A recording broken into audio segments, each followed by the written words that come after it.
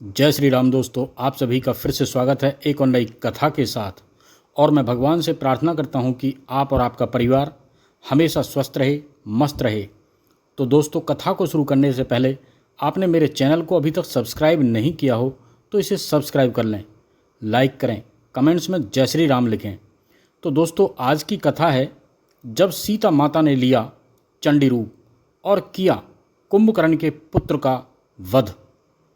तो दोस्तों, आपने सीता माता को हमेशा एक शांत, सहनशील और पवित्रता स्त्री के रूप में देखा होगा, लेकिन क्या आप जानते हैं कि एक दिन उन्होंने खुद चंडी का रूप लेकर एक राक्षस का वध किया था। दोस्तों, जब राम की पूरी सेना हारने लगी तब लक्ष्मण भी असहाय हो गए। तब कौन आया युद्ध भूमि में? सीता माता चंडी के रूप में आई थी। ये वो कहानी है जो शायद आपको किसी ग्रंथ में ना मिले, लेकिन इसे जानकर आपकी सोच बदल जाएगी। सीता माता सिर्फ आदर्श स्त्री नहीं, वो स्वयं शक्ति भी थी। जब कुंभकर्ण के बेटे ने युद्ध भूमि को रक्त से भर दिया तब एक स्त्री ने उसे रोका। वो कोई और नहीं, स्वयं जनक नंदिनी थी। अगर आप सोचते हैं कि सीता सिर्फ राम की पत्नी थी तो रुकिए, ये कहानी सुनने के बाद आप उन्हें माँ चंडी के रूप में पूजेंगे। तो संपूर्ण कहानी को सुनें और जानें इसके संपूर्ण रहस्य। एक समय की बात है कि भगवान श्री राम राजसभा में विराज रहे थे। उसी समय विभीषण वहां पहुंचे। वे बहुत भयभीत और हड़बड़ी में लग रहे थे। राजसभा में प्रवेश करते ही वे कहने लगे, हे राम, मुझे बचाइए। कुंभकर्ण का बेटा मूलकासुर आफत ढा रहा है। अब लगता है न लंका बचेगी और न मेरा राजपाट। भगवान श्री राम द्वारा ढांढस बंधाए जाने और पूरी बात बताए जाने पर विभीषण ने बताया कि कुंभकर्ण का बेटा मूल नक्षत्र में पैदा हुआ था, इसीलिए उसका नाम मूलकासुर रखा गया है। इसे अशुभ जानकर कुंभकर्ण ने जंगल में फेंकवा दिया था। जंगल में मधुमक्खियों ने मूलकासुर को पाल लिया। मूलकासुर बड़ा हुआ तो उसने कठोर तपस्या करके ब्रह्मा जी को प्रसन्न कर लिया। अब उनके दिए वर और बल के घमंड में भयानक उत्पात मचा रखा है। जब जंगल में उसे पता चला कि आपने उसके खानदान का सफाया कर लंका जीत ली और राजपाट मुझे सौंप दिया है, वह तब से भन भनाया हुआ है। भगवान, आप जिस दिन मुझे राजपाट सौंपा उसके कुछ दिन बाद ही वह पाताल वासियों के साथ लंका पहुंचकर मुझ पर धावा बोल दिया। मैंने 6 महीने तक मुकाबला किया, पर ब्रह्मा जी के वरदान ने उसे इतना ताकतवर बना दिया है कि मुझे भागना पड़ा। अपने बेटे, मंत्रियों तथा स्त्री के साथ किसी प्रकार सुरंग के जरिए भागकर यहाँ पहुँचा हूँ। उसने कहा कि पहले धोखेबाज भेदिया विभीषण को मारूंगा, फिर पिता की हत्या करने वाले राम को भी मार डालूंगा। वह आपके पास भी आता ही होगा। समय कम है, लंका और अयोध्या दोनों खतरे में हैं। जो उचित समझते हों तुरंत कीजिए। भक्त की पुकार सुन श्री राम जी हनुमान तथा लक्ष्मण सहित सेना को तैयार कर पुष्पक यान पर चढ़ झट लंका की ओर चल पड़े। मूलकासुर को श्री रामचंद्र के आने की बात मालूम हुई। वह भी सेना लेकर लड़ने के लिए लंका के बाहर आ डटा। भयानक युद्ध छिड़ गया और 7 दिनों तक घोर युद्ध होता रहा। मूलकासुर भगवान श्री राम की सेना पर अकेले ही भारी पड़ रहा था। अयोध्या से सुमंत्र आदि सभी मंत्री भी आ पहुँचे।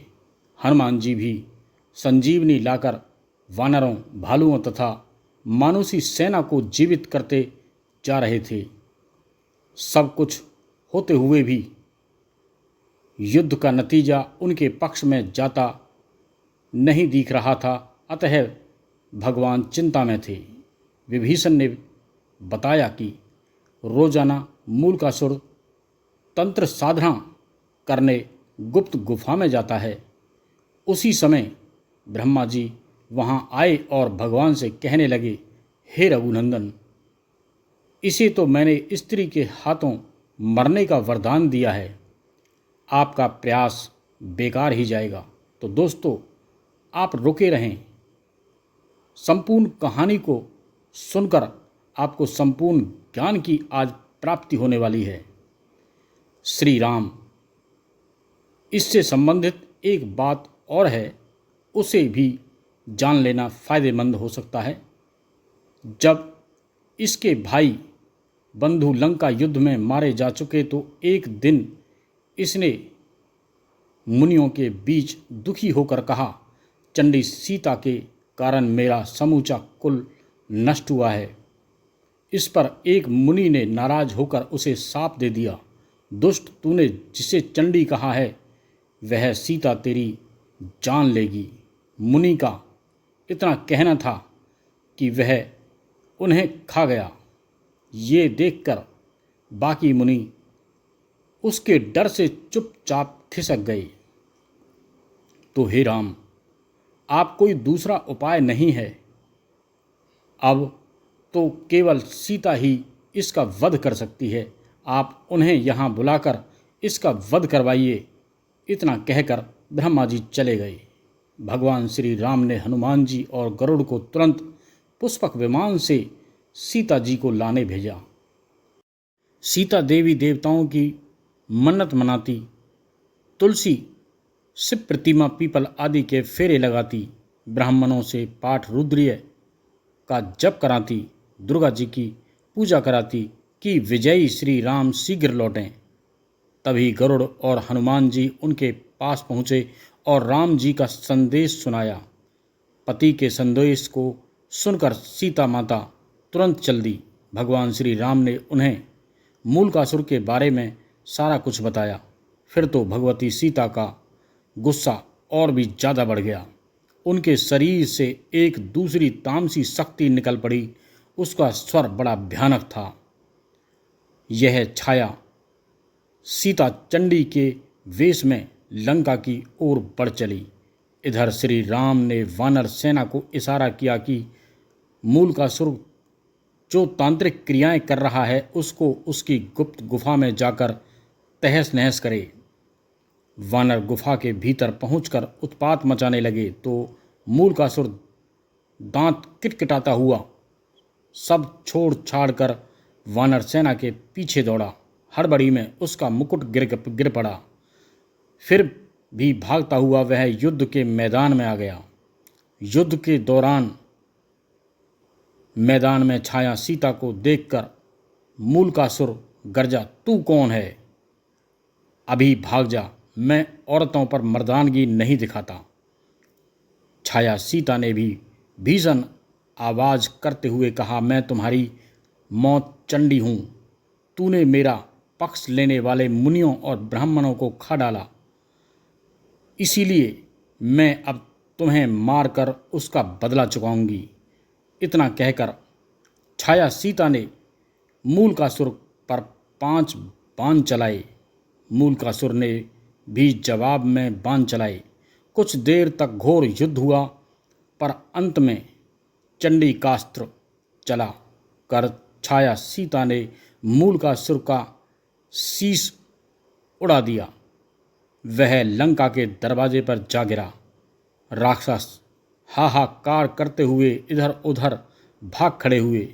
छाया सीता लौटकर सीता के शरीर में प्रवेश कर गई। मूलकासुर से दुखी लंका की जनता ने मां सीता की जय जयकार की और विभीषण ने उन्हें धन्यवाद दिया। कुछ दिनों तक लंका में रहकर श्री राम सीता सहित पुष्पक विमान से अयोध्या लौट आए। तो दोस्तों, यह कथा दर्शाती है कि सीता माता केवल सहनशीलता और त्याग की मूर्ति नहीं है, बल्कि जब अधर्म अपनी सीमा पार करता है तब वे स्वयं चंडी बनकर उसका नाश करती हैं। स्त्री में छिपी शक्ति को पहचानने और सम्मान देने का यह महान प्रतीक है। तो दोस्तों, कथा अच्छी लगी हो तो इसे ज़्यादा से ज़्यादा हमारे सभी सनातन प्रेमियों को शेयर करें, लाइक करें, कमेंट्स में जय श्री राम लिखें। तो फिर मिलते हैं एक और नई कथा के साथ। जब तक के लिए जय श्री राम।